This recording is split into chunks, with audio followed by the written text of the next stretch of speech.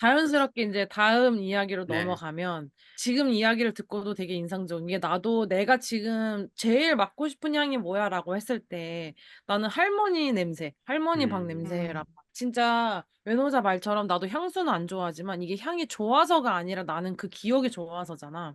집 맞아요. 냄새가 좋은 것도 이게 막 집이 우리 집 냄새가 막 가장 나한테 향기로운 건 아닐 거잖아. 우리가 거기에 음. 기억이 덮여져 있으니까 그 냄새가 그리운 거고. 그러면서 또 내 친구 예전에 친구네 친정 집에 이제 엄마가 없다고 친구가 불러서 놀자고 갔는데 그 친구가 이제 결혼을 한 친구야. 근데 엄마 집 왔는데 막 엄마 냄새 난다고 막 너무 막 침대에 누워서 막 좋아하는 거야. 아기 어. 아이처럼 자기 너무 편안하다고.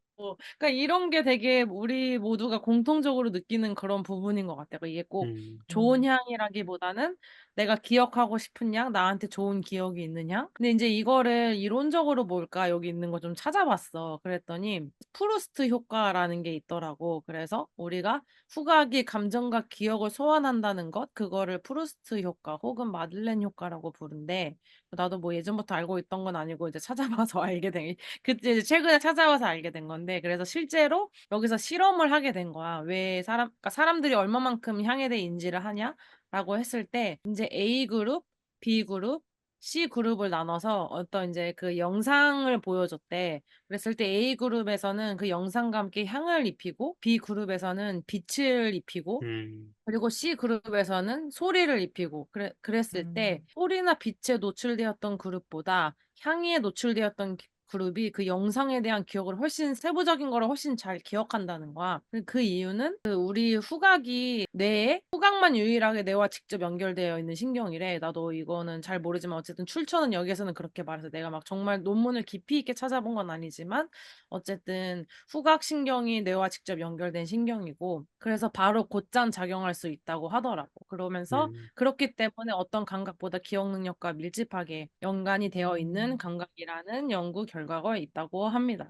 그래서 후각이 어떻게 보면 되게 제일 민감하대. 그래서 후각을 자극하는 일을 하게 되면 가장 피곤하대. 그래서 예를 들어서 우리가 음. 만약에 페인트를 그날 많이 맡잖아. 페인트 냄새를 많이 맡으면 그날 저녁에 엄청 피곤해.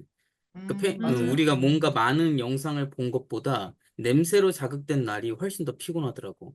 그래서 음. 후각이 되게 민감하다고 얘기 들었었어. 생각이 좀 원초적인 감각 같은 게 욕할 때도 누군가를 비난할 때도 내가 제일 아, 상처받고 좀 내가 좀 제일 어? 좀 그 막 야 너한테 냄새나 약간 아, 이러면은 약간 좀 맞아, 뭐라 맞아, 하지? 맞아. 예 좀 "뭐?" 이렇게 약간 고런 식의 있잖아요. "야 넌 네 입에서 맞아, 냄새 맞아. 나." 막 고런 것도 나 약간 있는 것 같아요. 순간적으로 맞는 것 같아. 나 너무 공감된다, 진짜. 어. 후각을 이용한 욕이 뭐가 있지라는 생각을 했는데 냄새나 대박이다. 전혀 예. 생각 못 했어. 예. 그래도 나는 진짜 이거 정말 진심이 되던 외노자가 그래서 깜짝 놀란 게 내가 들었던 인종차별 중에 제일 기분 나빴던 게 냄새에 대한 이야기였던 것 같아. 아. 우리 아까 공항에 대한 얘기한 것처럼 내가 예전에 그냥 우리끼리 있을 때 이야기했는지 모르겠는데 우리 다 같이 미국에 있다가 한국으로 출장 온 적이 있었어. 모 브랜드의 행사 때문에 팝업 행사 때문에 그랬는데 이제 그거는 유럽 브랜드였고 그 유럽 팀이 단체로 한국으로 오는 적이 있었는데 자기들은 대한항공 안 타겠다는 거야. 나 버젓이 한국인이 내 음. 아. 앞에 서 음. 있는데 그러면서 너무 냄새나서 못 타겠다라고 하는 게 나 너무 모욕적으로 느껴지는 거야 그 와. 말이. 근데 저 그게 어, 어, 짜증난다. 어떤 인종차별보다 너무 강력하게 기억에 아. 남았던 것 같아, 정말. 그런 맞아요. 기억이 있었어. 그리고 아까 내가 그런 이야기 했었잖아. 이게 음식이나 탄, 이런 위험 요소에 대해서 우리도 모르게 본능적으로 인지하는 것들이 있다고. 그것 또한 이 후각이 뇌랑 그렇게 직접 연결되어 있기 때문에 시각이랑 청각보다 처리 속도가 훨씬 빠르다는 거야. 그래서 음. 인지도 훨씬 빠르게 되고, 그렇기 때문에 아까 말한 것처럼 같은 이야기는 하지만, 그렇기 때문에 또 기억과도 밀접히 연관되어 있다라는 이야기가 있더라고요. 음. 그러면서 여기서 나는 더 이야기를 해보고 싶었던 거는 그래서 우리가 이런 감각을 어떻게 공간적으로 연결을 할 수 있을까에 대한 이야기를 해보고 싶었어. 그러면서 좀 더 찾아보니 실제로 이거를 향기 마케팅이라고 부르더라고. 그래서 우리가 아까 말한 뭐 교보문고라던가 포시즌스 호텔이라던가 뭐 룰루렘 특정 브랜드 우리가 그 냄새를 맡았을 때 연상을 할 수 있게 그런 특정 브랜드에서 고유의 향을 만들어서 마케팅을 하기도 하고 그리고 이제 우리나라 사례를 좀 더 찾아봤더니 예를 들어서 메가박스 같은 경우에도 이제 그 공간 안에 향을 만들어서 그 메가박스 특유의 향을 만들고 이제 그 메가박스도 티켓 가격이 다르잖아. 이것도 나는 K컬처에 깜짝 놀랐는데 극장이 진짜 좋은 데들이 많더라고. 음, 아, 막 정말 되게 프라이빗한 극장도 많고 그러면서 이제 그 더 부티크라는 그 CI 향을 직접 개발해서 더 부티크라는 관에다가 적용을 하기도 하고 음, 그 D 뮤지엄에서는 어떤 작가분들 공간마다 그 작가 전시에 맞춰서 향을 개발해서 그 향 조향을 했다는 거야. 뭐 예를 음, 들어서 지금 보는 이미지처럼 피에르 르탕이라는 작가에는 월계수 향이 나게 했었고 이 작가 같은 경우는 이제 좀 공간에 대한 이미지가 많고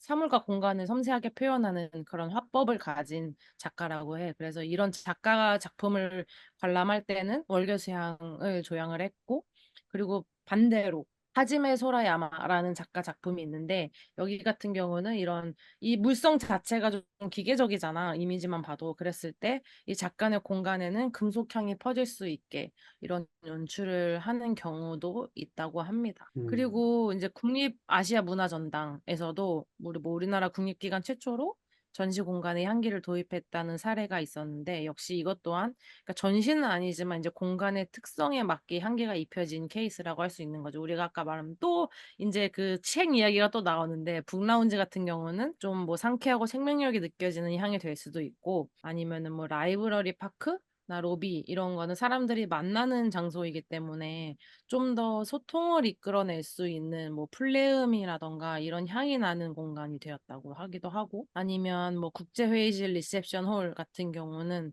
좀 더 그런 지식 교류 및 상호간 이해와 소통의 장이 펼쳐지는 공간이기 때문에 더 안정감을 줄 수 있는 공간, 그리고 긍정적인 분위기를 이끌어주는 향으로 디자인된 사례가 있다고 합니다. 그래서 뭐 아까 말한 것처럼 실제로 교보문고 같은 것에도 아마 거기서 사람들의 소비를 부추기는 음. 향이기도 하겠지만 어쨌든 어떤 방식으로 소비를 부추기느냐가 다르겠지. 의류 브랜드에서 소비를 부추기는 아까 홍간지님이 말한 의류 브랜드에서 그런 향을 입힐 수도 있는 거고 아마 다른 종류의 향이 입혀졌겠지 브랜드마다. 그래서 여기에 퀴즈가 하나 있는데 사실 우리가 아까 이야기한 것들이기는 해. 브런치에서 발췌를 한 음, 음. 이야기인데 재밌는 질문이 몇 가지가 있더라고. 그래서 뭐 첫 번째 질문. 사람은 인지할 수 없는 정도의 미약한 향이라도 향을 풍기는 공간에 호감을 느낀다. 또 하나, 냄새가 없으면 맛을 느끼지 못한다. 또 하나, 사람은 어머니 뱃속에 있을 때부터 냄새를 맡을 수 있다. 또 음. 하나, 이건 아까 한 이야기긴 한데 가스관이 셀 때 풍기는 냄새는 위험을 알릴 목적에서 부취제, 냄새가 강한 물질을 첨가한 것이다. 여기에 대한 답을 알고 계신가요? 아, 저 뭐, 근데 Q2는 저 경험했어요. 저도 코로나에 한 번 걸렸어갖고, 한 달 동안 냄새를 못 맡은 적이 있었거든요. 제가 음. 화장실 갔을 때 그걸 느꼈어요. 음. 냄새가 왜 안 나지? 그런데 아, 맛은 근데 맛있게 잘 음식은 먹었거든요. 근데 생각해보니까 맛은 후각인 것 같다. 그러니까 맛은 후각인데, 혀는 촉각이잖아? 음. 그렇다면 입에 넣는다고 해서 맛을 느끼지는 못하는 것 같네?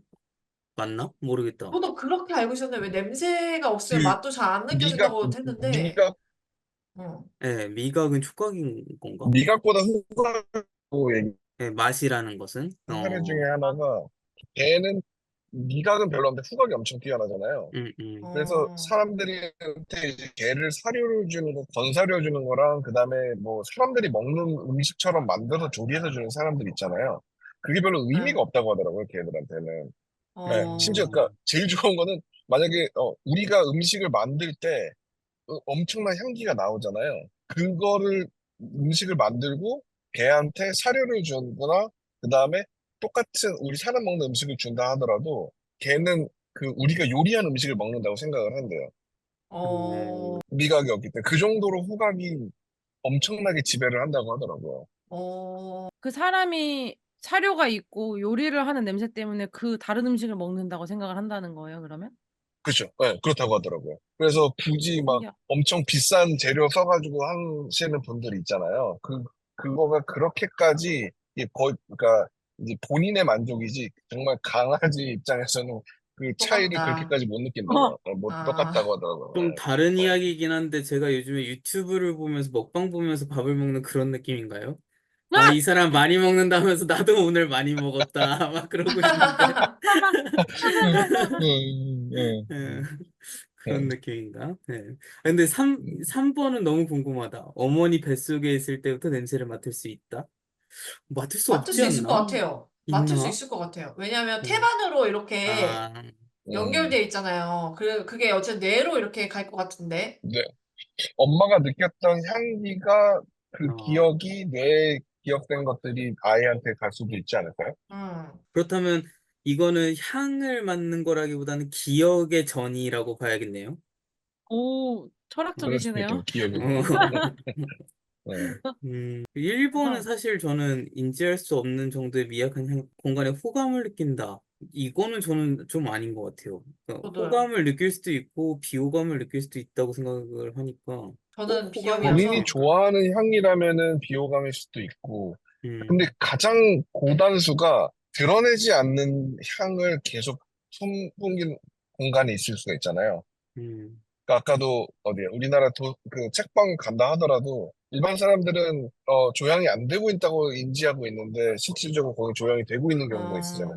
음, 네. 음, 그러니까 그, 근데 여기 그 정도를 조절하는 거지. 근데 여기 인지할 수 없을 정도의 미약한 향이라고 써져 있어서 전 사실 비염이어서 되게 후각에 둔하거든요. 그래서 비위가 되게 강해서 사실은 전 엔간한 화장실에서도 다 이렇게 왜 냄새를 잘 못 맡으니까 엔간한 장소는 저한테는 호감 비호감이 잘 안 아, 돼서 예.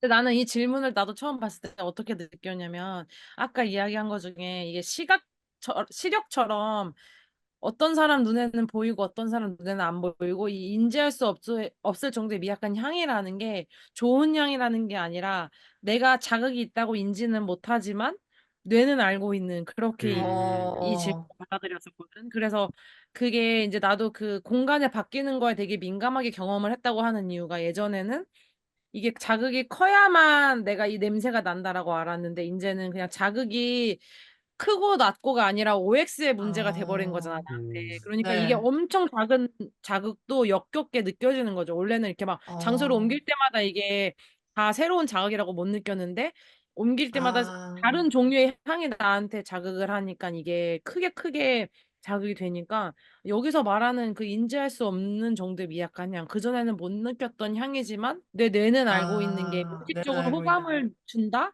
라는 게 질문인가? 이렇게 이해를 했었어. 아, 음. 음, 이거에 대한 그리고, 어, 정답이 음, 있나요? 네네. 모든 정답에 대한 대답은 예스입니다. 예스. 어, 전부 다 오, 예스. 그래서 오, 아까 이야기한 거랑 사실 같기는 해. 이거를 이제 뭐 구체적으로 이야기를 하자면 이제 여기서 말한 이런 수치들이 있는 건 거지. 오, 와, 재밌다. 이런 게 있었어. 인간에게 태아 시절부터 어머니 뱃속에서 후각을 감지할 수 있도록 감각이 발달한다고 합니다. 오, 28주가 될 어, 때부터 신경 섬유가 완성되고 임신 말기에 이미 태아는 어머니가 인지하는 것과 동일한 냄새를 맡을 수 있다고 해요. 야, 음, 신기하다. 그만큼 어떤 감각보다 후각이 강력하다는 이야기인 것 같아요. 우리 그 감각 중에서. 그리고 이거 냄새가 없으면 맛도 느낄 수 없다고 합니다. 냄새랑 맛이 별개라고 느껴지는 이유는 우리가 내 후각을 완전히 차단할 수 없기 때문이라고 해요. 어쨌든 간에. 아, 이거 우리가 코를 막고 그래도 맛 나는데라고 하는 거는 어쨌든 이게 완벽한 차단은 아닌 거잖아. 음, 그래서 사실 내가 이 음, 미각 후각이 동시에 없어진 것도 결국은 같은 이야기인 것 같아. 이게 어느 하나만 미각만 있다고 해서 아마 맛이 나지는 않았을 것 같아. 반면에 그 매운맛은 맛이 아니라 통각이기 때문에 나도 음, 매운맛은 느낄 수가 있거든. 음, 그래서 후각과 관련 없는 감각은 느낄 수 있지만 후각이랑 연결된 미각은 사실 같이 연결돼 있는 거기 때문에 느낄 수 없는 거라고 합니다. 음,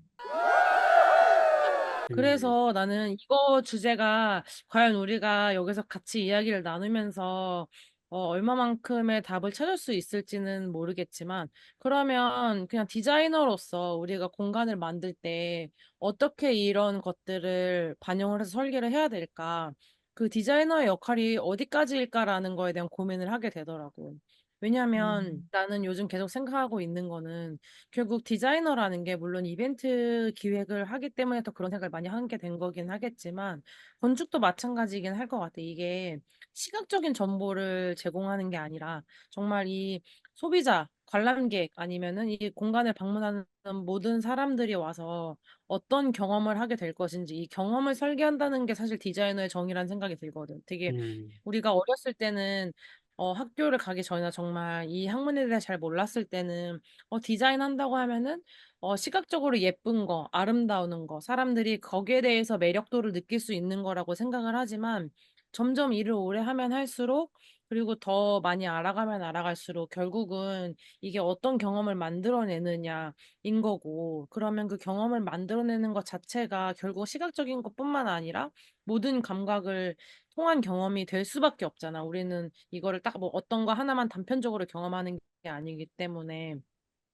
그래서 우리가 공간을 만든다고 했을 때 이런 것들을 어떻게 고려해 볼 수 있을까에 대해서 한번 이야기 나눠보면 좋겠다라는 생각도 하게 됐었어. 되게 중요한 부분인 것 같아. 방금 이 질문을 통해서 생각난 부분은 그냥 나도 이제 건축을 디자인하면서 많이 생각을 하는 것은 요즘에 이제 우리가 핀터레스트 같은 거 많이 보니까 진짜 시각적으로는 너무나도 많은 건축 디자인들이 나오고 있고 사람들이 그거를 이제는 잘 구현도 하고 옛날에는 막 프로그래밍을 잘하는 사람이 본인이 하고 싶어 하는 디자인을 많이 구현을 했다면 지금은 워낙 그런 게 잘 돼 있기 때문에 다들 누구나 자기가 생각하고 있는 상상하는 건축을 디자인하는데 그 건축뿐만 아니라 여러 가지 디자인으로도. 근데 항상 매번 생각하는 건 그런 거지. 일본의 한 50년 된 오래된 라멘집을 가면 멋있지도 않고 허름하고 먼지 쌓여 있고 간판도 막 음, 다 뭐 간판 다 떨어질 준비하고 있어. 근데 사람들은 줄 서 있고 그게 오히려 더 정겹고 되게 좋은 기분으로 경험으로 다가오는데 여기는 왜 그렇지? 그런 걸 생각을 해보면 거기서 나오는 그 맛, 그리고 막 그 시간, 막 사람들 뚝딱거리는 소리, 그리고 막 거기 옆에 있는 사람들이랑 막 대화하고 막 50년 된 그런 나무 색깔, 그런 것들이 다 기분이 좋은데 그렇다면 진짜 우리에게 좋은 건축은 무엇일까라는 생각이 하면서 결국에는 나도 요즘에 건축할 때 되게 중요시 여기는 것은 아까도 얘기했지만 그런 향이라든지 나는 이제 재료에 대한 재질의 촉감 이런 걸 되게 좀 민감하게 생각은 하거든. 왜냐면 그 경험 중에 하나는 예전에 어떤 건물을 갔는데 손잡이를 잡았을 때 기분이 너무 좋은 거야. 이 문을 여는데 기분이 음, 좋아요. 이, 이상하게 들릴진 모르겠지만 건물을 갔는데 문을 여는데 기분이 좋아. 근데 우리가 그런 건물을 많이 안 가보면 그걸 못 느낀다? 라고 난 생각을 해. 왜냐면 난 음, 그전까지는 일반적인 손잡이만 열어봤던 거였던 거야. 그러니까 기성품, 뭐 다 기성품이지.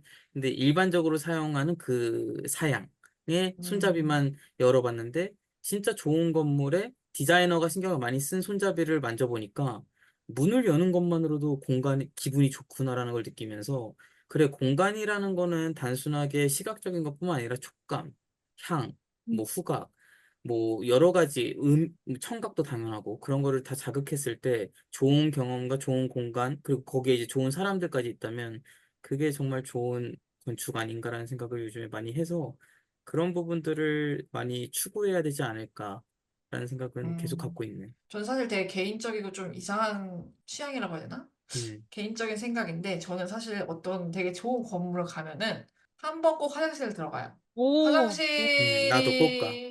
화장실이 나도. 개판이면 이 건물은 저에게 더 이상 좋지 않아요. 근데 화장실이 좀 뭔가 좀 뭔가 되게 좀 특이하고 아니면은 특이하지 않아도 되게 예쁘고 그리고 거기서 나는 냄새도 저한테 되게 중요하거든요. 화장실에서 맞아. 그 하부수구 냄새가 나지 않고 모든 그 어떤 건물에 저는 마침표는 좀 화장실이라고 생각하거든요. 그래서 제가 만약에 딱 가서 이 건물 되게 좋은데 그럼 저는 화장실에 한 번 꼭 들어가서 이 타일 마감이나 요런 거를 보고 그 거기서 이렇게 풍기는 분위기도 저는 약간 그걸 하고 그게 좋으면 아, 이 건물은 정말 좋다라고 저는 생각하는 편이에요.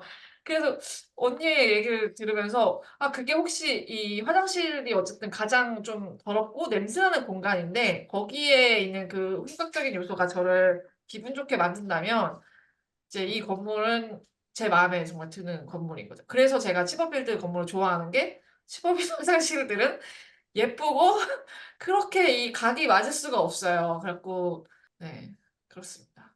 매노자가 이 이야기 진짜 잘 꺼낸 게, 그러니까 일본 건물은 솔직히 내가 일본 건축에서 이건 리스펙하는 게 건물이 화장실이 다 깨끗해.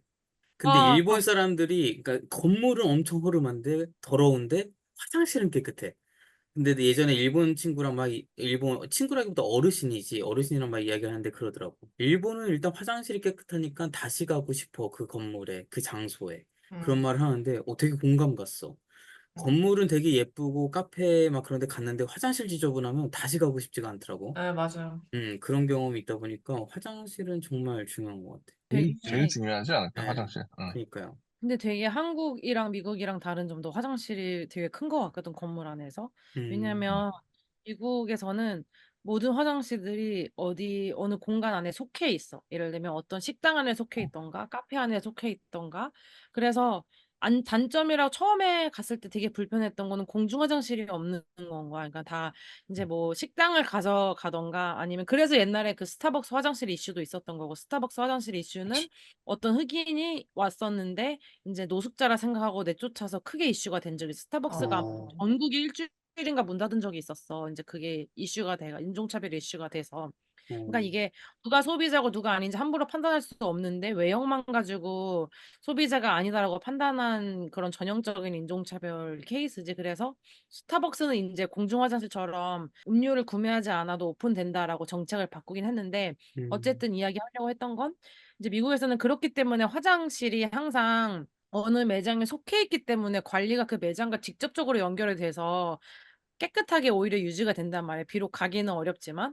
근데 한국은 항상 음식점도 그렇고 카페도 그렇고 이게 상가 화장실로 속해 있으니까 그 카페 화장실로 속해 있는 게 아니라 그 관리가 너무 안 되는 거야. 그러니까 음, 아까 외노자가 너무 좋은 이야기를 한 게 카페 완전 막 좋은 카페 약간 커피값도 좋은 데도 있고 아닌 데도 있고 공간도 잘 만들어 놓은 데도 있고 아닌 데도 있는데 정말 아무리 공간이 좋아도 이게 상가 화장실로 가면서 그 화장실 응, 경험이 안 맞아요. 좋아지면은 그 공간을 다시 가기 힘들어지더라고 정말. 맞아요. 응, 그래서 맞아. 정말 그 마침표, 정말 이 화장실은 이 공간의 마침표다라는 거에 응, 정말 크게 공감했던 것 같아. 응. 맞아. 그래서 제가 아는 유명한 가구점 운영하시는 분도 있는데, 사실 우리나라에서 사업을 운영한다 하더라도 대부분 다 공공 건물에 들어가게 되잖아요. 공용 건물. 그러다 보니까 화장실이 공용 공간이 되는 경우가 많은데, 그럼에도 불구하고 그분은 그 층에 있는 그 화장실에, 이거하고 되게 근데 조향을 엄청 신경 써서 해놓더라고요. 음, 어, 그냥 공동 화장실인데 주인한테 양해를 구하고 거기에 빛하고 조도하고 향을 갖다가 바꾸더라고요.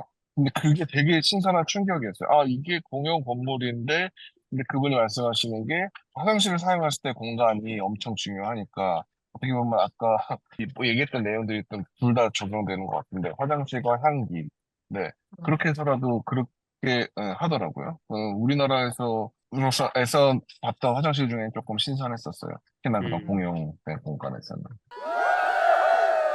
아까 그 맞아 이야기 하려고 했던 게 내가 예전에 최근에 밴더 미팅 간 것 중에 되게 기억에 났던 게 이제 그 수도꼭지 포셋 그 수전 수전. 만드는 브랜드였는데 거기서 비데도 같이 만드는데 비데에서 향을 뿜어주는 비데가 있더라고. 오, 그래서 이제 내가 원하는 무드를 선택해서 이제 그 비데의 향도 정하는 그런 브랜드도 있었고 그리고 음, 이번에 그 향기 마케팅을 하면서 또 본 건데 그 욕실을 전체 큐레이팅하는 그런 브랜드인데 거기서도 마찬가지로 그 브랜드 정체성 BI를 브랜드 아이덴티티를 정할 때 그 욕실의 컨셉에 맞는 향을 까지 같이 포함해서 그 욕실 제품들을 판매하는 경우도 있더라고. 음, 그래서 그냥 그런 모든 것들의 정체성, 아이덴티티를 만드는 데 향이 들어간다는 게 되게 새롭다라기보다도 인상적인 더